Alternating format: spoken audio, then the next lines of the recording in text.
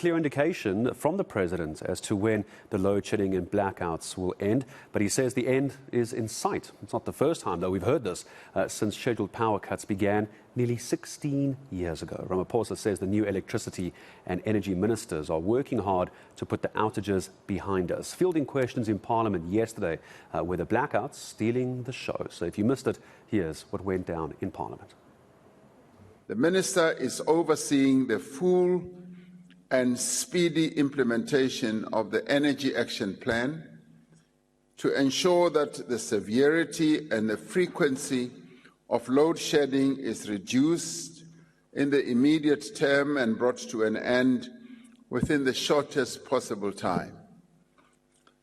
The preoccupation of the Minister is to improve the performance of the existing Eskom baseload fleet, maximize performance and output of peaking stations, and to reduce demand through an aggressive demand-side management program. In other words, it's going to be a cold and dark winter. Ramaphosa says the new electricity ministry has made several inroads to prevent this, including industry, labour, original equipment manufacturers and the diplomatic community. They've pledged their support for strategic interventions to reduce the intensity and frequency of power cuts.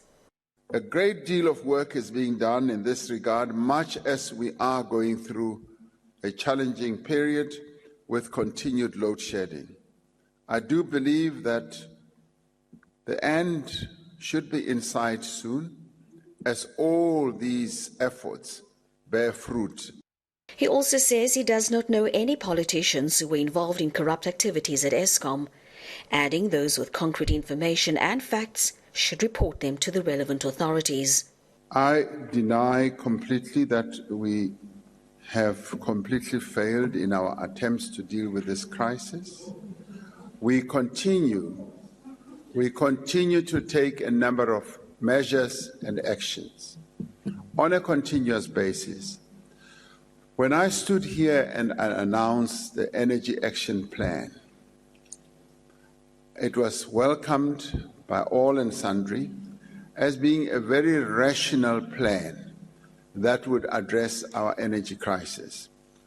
We hadn't then foreseen that our energy availability factor would decline further than where it was at the time. He says reforms already implemented have increased investment in new generation projects, with many more in the pipeline. Aisha Ismail, Cape Town.